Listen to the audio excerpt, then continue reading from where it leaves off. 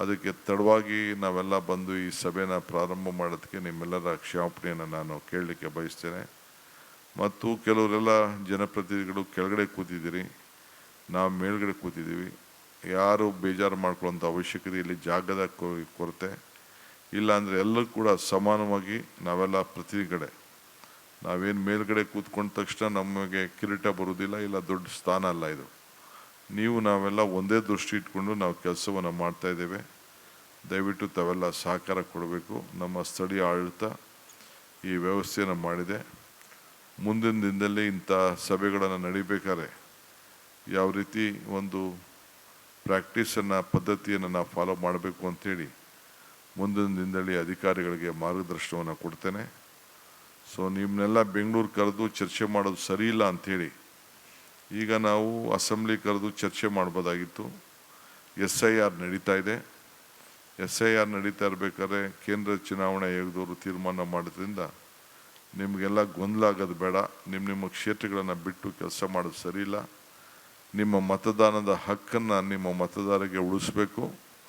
ಆ ಮತದಾನದ ಹಕ್ಕಿಂದ ಅವರ ಬದುಕನ್ನು ಉಳಿಸ್ಬೇಕು ಅನ್ನೋ ದೃಷ್ಟಿಯಿಂದ ಇವತ್ತು ನಾವು ಇದು ಭಾಳ ಜವಾಬ್ದಾರಿ. ಅದಕ್ಕೋಸ್ಕರ ಅಸೆಂಬ್ಲಿ ಕೂಡ ನಾನು ಆಗಸ್ಟ್ನಲ್ಲಿ ನಡೆಸಲಿಕ್ಕೆ ತೀರ್ಮಾನವನ್ನು ನಾನೀಗಾಗಲೇ ಮಾಡಿದ್ದೇನೆ. ಸೊ ಇದಾದ ಮೇಲೆ ನಾವು ಕೆಲಸವನ್ನು ನಾವು ತೆಗೆದುಕೊಳ್ತೇವೆ. ಆದ್ದರಿಂದ ತಾವು ಕೂಡ ಇಲ್ಲಿ ರಾಜಕಾರಣ ಮುಖ್ಯ ಅಲ್ಲ, ಆದರೆ ಮತದಾನದ ಹಕ್ಕನ್ನು ಪ್ರತಿಯೊಬ್ಬ ನಾಗರಿಕರು ಕೂಡ ಯಾರು ಕೂಡ ಕಳ್ಕೊಳ್ಳದೆ ರೀತಿಯಲ್ಲಿ ನಾವು ನೋಡಬೇಕು. ಸರ್ಕಾರ ಅದಕ್ಕೆ ಬದ್ಧತೆ ಇದೆ. ರಾಜಕೀಯವಾಗಿ ನಮಗೆ ಕೇಂದ್ರ ಸರ್ಕಾರ ಈ ರಾಜ್ಯಗಳಲ್ಲಿ ನಡೀತಾ ಇರೋಂಥ SIR ಬಗ್ಗೆ ನಮ್ಮದೇ ಆದಂಥ ಅನುಮಾನಗಳಿದ್ದರೂ ಕೂಡ, ಆದರೂ ಕೂಡ ನಮ್ಮ ಪ್ರತಿಭಟನೆ ಕಾನೂನಿನ ಚೌಕಟ್ಟಿನಲ್ಲಿ ವ್ಯಕ್ತಪಡಿಸಿ ಈಗ ನಾವು ಸಂಪೂರ್ಣವಾಗಿ ಈ ದೇಶದ, ಈ ರಾಜ್ಯದಲ್ಲಿರುವಂಥ ಎಲ್ಲ ಮತದಾರರು ಕೂಡ ಅವರಿಗೆ ಮತದ ಹಕ್ಕನ್ನು ಕೊಡಿಸ್ಲಿಕ್ಕೆ ಏನು ಅವ್ರಿಗೆ ಕಾನೂನು ಚೌಕಟ್ಟಿನಲ್ಲಿ ಅವ್ರಿಗೇನೇನು ದಾಖಲೆಗಳು ಬೇಕು, ಕ್ಯಾಸ್ಟ್ ಸರ್ಟಿಫಿಕೇಟ್ ಇರ್ಬೋದು, ಇಲ್ಲ ರಿಜಿಸ್ಟ್ರೇಷನ್ ಸರ್ಟಿಫಿಕೇಟ್ ಇರ್ಬೋದು, ಇನ್ನು 10 ಸರ್ಟಿಫಿಕೇಟ್ಗಳು ಅವಶ್ಯಕತೆ ಇದೆ. ಅದನ್ನು ಕೂಡ ಕೊಡಿಸ್ಲಿಕ್ಕೆ ಈಗಾಗಲೇ ನಾನು ಆದೇಶವನ್ನು ಕೊಟ್ಟಿದ್ದೇನೆ. ಸೊ ಅದರಿಂದ ನಾವು ರಾಜಕಾರಣ ಮುಂದಕ್ಕಿಟ್ಕೊಂಡು ರಾಜಕಾರಣನೇ ಮುಖ್ಯ ಅಂಥೇಳಿ ಈ ಕೆಲಸ ತೊಡಗಿಲ್ಲ. ಅಧಿಕಾರ ಬರ್ತದೆ, ಅಧಿಕಾರ ಹೋಗ್ತದೆ. ಆದರೆ ನಮ್ಮ ಡ್ಯೂಟಿ, ಅಧಿಕಾರ ಇದ್ದಂಥ ಸಂದರ್ಭದಲ್ಲಿ ಸರ್ವರಿಗೂ ಸಮಬಾಳು ಸಮಪಾಡು ಅಂಥೇಳಿ ಏನು ನಮ್ಮ ಹಿರಿಯರು ನಮಗೆ ಮಾರ್ಗದರ್ಶನವನ್ನು ಕೊಟ್ಟಿದ್ದಾರೆ, ಆ ನಿಟ್ಟಿನಲ್ಲಿ ಈಗಾಗಲೇ ನಾವು ಕೆಲಸವನ್ನು ಮಾಡಿದ್ದೇವೆ. ಯಾರಿಗೂ ಆತಂಕ ಬೇಡ. ಎಲ್ಲರೂ ಕೂಡ ಆಲ್ BLOಗಳು ಎಲ್ಲರೂ ಕೂಡ ಪ್ರತಿಯೊಬ್ಬರು ಕೂಡ ಅವ್ರವ್ರ ಮನೆಗೆ ಹೋಗಿ ಕೊಡಬೇಕು. ಕಾರ್ಯಕರ್ತರಿಗೆ ಒಂದು ಅವಕಾಶ ಇದೆ, BJPಗಿರ್ಬೋದು, ದಳದವ್ರಿಗಿರ್ಬೋದು, ಕಾಂಗ್ರೆಸ್ಸವ್ರಿಗಿರ್ಬೋದು ಒಂದು ಅವಕಾಶ ಇದೆ. ಆ ಫಾರಮನ್ನು ವಾಪಸ್ಸು BLO ಕೊಟ್ಟ ಮೇಲೆ ಕಲೆಕ್ಟ್ ಮಾಡಿಕೊಂಡು ಅವ್ರು ಬಂದು ಅವ್ರಿಗೆ ತಿಳುವಳಿಕೆ ಕೊಡುವಂಥ ಒಂದು ಅವಕಾಶ ಸಂವಿಧಾನದಲ್ಲೇ ಕಾನೂನು ಚೌಕಟ್ಟಿನಲ್ಲಿ ಕೊಟ್ಟಿದ್ದಾರೆ. ಆ ದೃಷ್ಟಿಯಿಂದ ಕೆಲವರಿಗೆ ಗೊಂದಲ ಕಾಣ್ತಾ ಇರ್ಬೋದು. ಯಾವ BLOಸ್ಗೆ ನಾನು ಈಗಾಗಲೇ ಮಾರ್ಗದರ್ಶನ ಕೊಟ್ಟಿದ್ದೇನೆ. ಕಂಪಲ್ಸರಿ 3 ಬಾರಿ ಯಾರೂ ಒಂದು ಮನೆಗೆ ಹೋಗಿ ಭೇಟಿಯನ್ನು ಕೊಟ್ಟು ಅವ್ರಿಗೆ ತಿಳುವಳಿಕೆಯನ್ನು ಕೊಟ್ಟು ಜಾಗೃತಿ ಮೂಡಿಸಿ ಅವರ ಮತದಾನದ ಹಕ್ಕನ್ನು ಪಡ್ಕೊಳ್ಬೇಕು. ನಾನಿರ್ಬೋದು, ಚೀಫ್ ಸೆಕ್ರೆಟರಿ ಇರ್ಬೋದು, ಇಲ್ಲ ಇಲ್ಲಿರೋದು ಅಕ್ಕಪಕ್ಕದಲ್ಲಿರೋಂಥ ಎಲ್ಲ ಮಂತ್ರಿಗಳು, ಅಧಿಕಾರಿ ಇರ್ಬೋದು, ನಾವೆಲ್ಲ SIR ಫಾರಮ್ಗೆ ನಾವು ಅರ್ಜಿ ಹಾಕ್ಕೊಂಡು ನಾವೇ ಫಿಲ್ಲಪ್ ಮಾಡಿ ಕೊಟ್ಟರೆ ಮಾತ್ರ ನಮ್ಮ ಮತ ಉಳ್ಕೊಳ್ತದೆ ಹೊರತು ಇಲ್ಲ ಅಂದರೆ ನಮ್ಮ ಮತ ಉಳ್ಕೊಳ್ಳೋದಿಲ್ಲ. ಈ ಮತ ಇಲ್ಲ ಅಂದರೆ ಏನೇನು ಸಮಸ್ಯೆ ಆಗ್ತಾಯಿದೆ ಅಂತೇಳಿ ಈಗಾಗಲೇ ನೀವು ಬೇರೆ ಬೇರೆ ರಾಜ್ಯದಲ್ಲೆಲ್ಲ ಕೂಡ ತಾವೆಲ್ಲ ಗಮನಿಸಿದ್ದೀರಿ. ಫಸ್ಟು ನಮ್ಮ ನಾಡಿನ ಜನತೆಗೆ 4.5 ಕೋಟಿ ಈಗಾಗಲೇ ನಾವು ಸರ್ಟಿಫಿಕೇಟನ್ನು, ಕ್ಯಾಸ್ಟ್ ಸರ್ಟಿಫಿಕೇಟ್ಗಳನ್ನ ವಿವಿಧ ಹಂತದಲ್ಲಿ ಮೊದಲೆಲ್ಲ ಹಂಚಿದ್ದು ನಾವು. ಅದನ್ನು ಕೂಡ ನಾವು ಲಭ್ಯ ಮಾಡಿಕೊಳ್ಳುವಂಥ ಕೆಲಸವನ್ನು ನಾವು ಮಾಡಿದ್ದೇವೆ.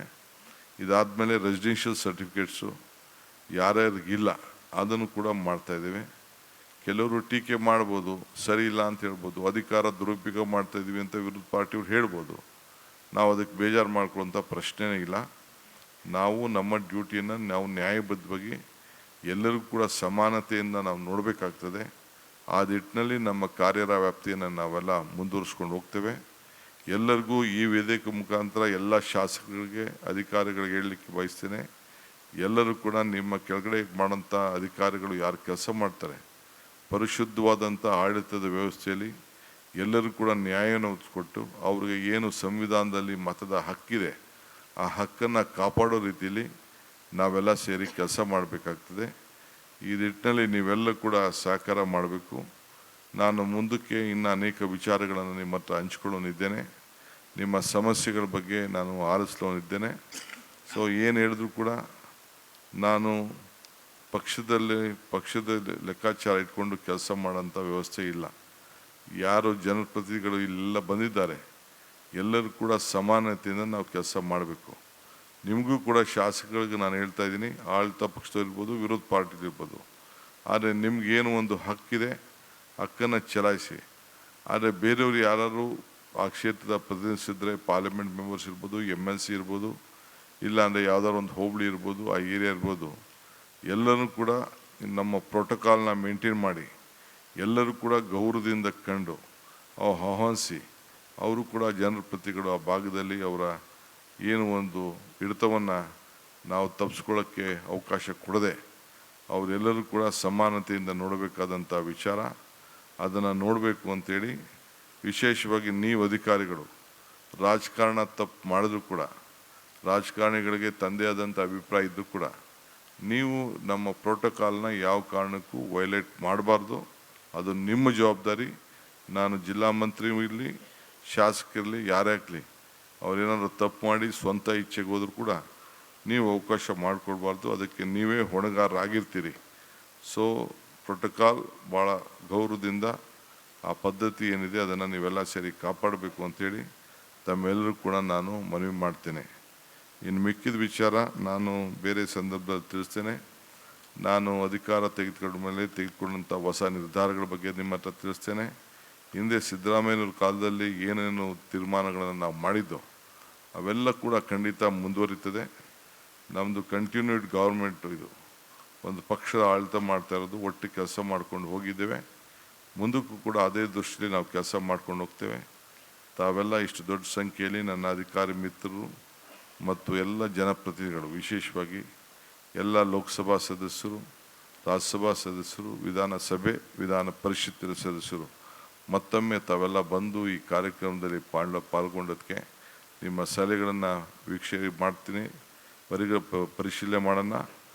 ಒಬ್ಬೊಬ್ಬರು ಮಾತಾಡಿರೋರೇ ಯಾರು ಮಾತಾಡೋಕ್ಕೆ ಹೋಗ್ಬಿಡಿ. ಈಗ ವಾಸ್ತವಾಂಶ ಏನಿದೆ ಅನ್ನೋದನ್ನು ಈಗಾಗಲೇ ನಮ್ಮ ಪರಮೇಶ್ವರವರು ನಿಮಗೆ ತಿಳಿಸಿದ್ದಾರೆ. ರೆವಿನ್ಯೂ ಸೆಕ್ರೆಟ್ರಿ ತಾವಿದ್ದರೆ ಇಲ್ಲಿ ಬಂದು ಒಂದೆರಡು ನಿಮಿಷ ಬಂದು ಏನು ವಿಚಾರ ಇದೆ ಅಂಥೇಳಿ ತಮಗಿರುವಂಥ ಮಾಹಿತಿಯನ್ನು ಈ ಮಳೆ ವಿಚಾರದಲ್ಲಿ ಮತ್ತು ಬಿತ್ತನೆಗೆ ನಾವೇನು ಸಿದ್ಧತೆಯನ್ನು ಮಾಡ್ಕೊಂಡಿದ್ದೀವಿ ಅಂಥೇಳಿ ನೀವು ಬಂದು ಇಲ್ಲಿ ಬಂದು ವೇದಿಕೆ ಮೇಲೆ ಸ್ವಲ್ಪ ತಿಳಿಸ್ಬಿಟ್ಟು ಯಾರು ಅಧಿಕಾರಿ ಇದ್ದಾರೆ ಇದಕ್ಕೆ ಸಂಬಂಧಪಟ್ಟವರು ವಿಪತ್ತಾಯ್ತು, ಓಕೆ ಫೈನ್, ಬಂದು ನೀವು ತಿಳಿಸಿ. ಆಮೇಲೆ ಮುಂದಕ್ಕೆ ಕೆಲವು ವಿಚಾರಗಳನ್ನು ನಾನು ನಿಮ್ಮ ಗಮನವನ್ನು ಸೆಳೆಯುವಂಥ ಕೆಲಸ ಮಾಡ್ತೇನೆ. ಸೊ ಈಗ ನಮ್ಮ ಮನೋಜ್ ಕುಮಾರ್ ಮೀನಾ, ಸೊ ಅವರು ಏನು ವಿಚಾರ ಇದೆ ಅನ್ನೋದನ್ನು ದಯವಿಟ್ಟು ವಾಸ್ತವಾಂಶನ ತಿಳಿಸ್ಬೇಕು ಅಂತೇಳಿ ನಾನು ತಮಗೆ ಸೂಚಿಸ್ತಾ ಇದ್ದೀನಿ.